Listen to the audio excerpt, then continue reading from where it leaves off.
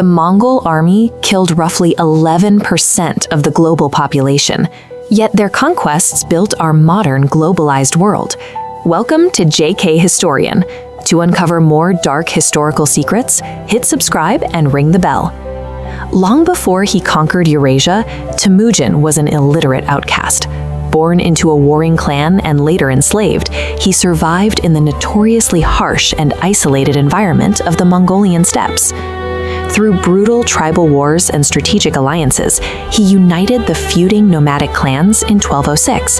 That year, a council proclaimed him the ruler of all Mongols, granting him a new title, Genghis Khan. Unifying the tribes created a dangerous new problem. To maintain that fragile unity and secure resources, they directed their energy outward, toward the heavily fortified, wealthy civilizations sitting on their borders. The only way to prevent these fractured nomadic people from turning on each other again was to transform them into a singular, highly disciplined machine of war. Their military consisted entirely of cavalry. Because they didn't rely on slow-moving supply trains, carrying dried meat and curd in their saddlebags instead, they moved across continents at speeds agricultural empires couldn't comprehend. Every individual soldier maintained access to several horses, switching between them on the march, sustaining a relentless pace without exhausting their mounts.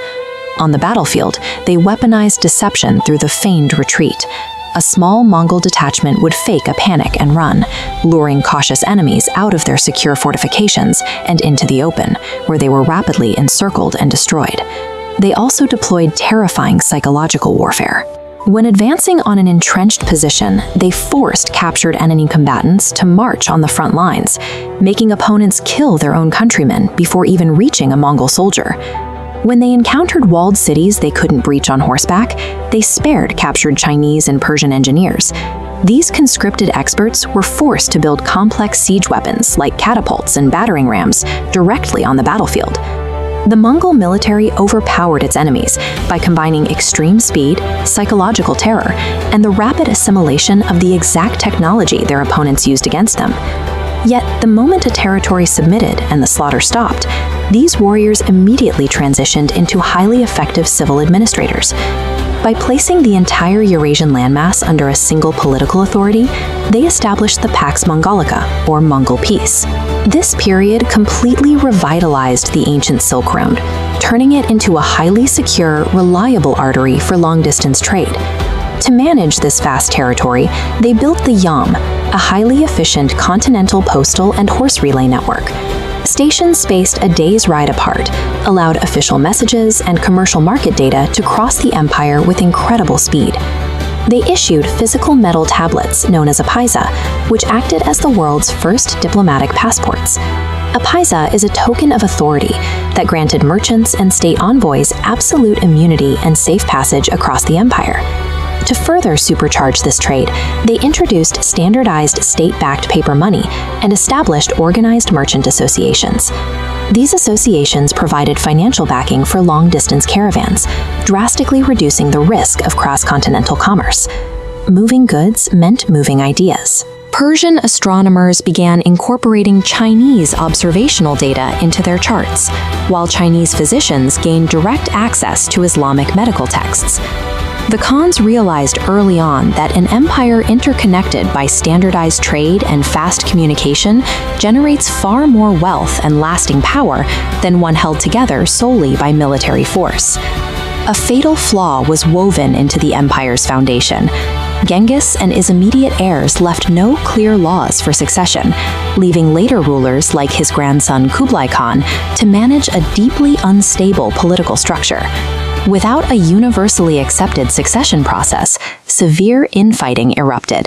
This internal conflict permanently shattered the singular empire into 4 competing autonomous regional territories.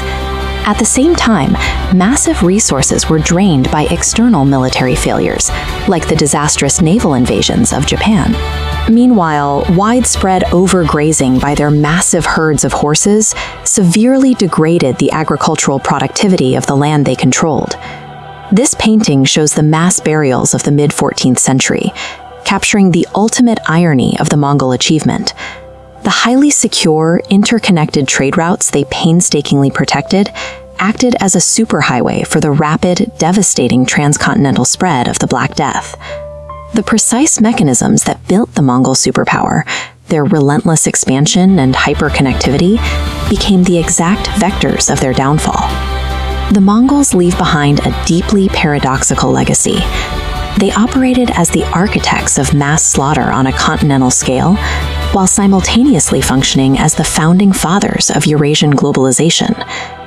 It leaves us with a lingering question. Could an empire built simultaneously on extreme terror and total global trade ever rise again in the modern era? Let me know your thoughts down in the comments.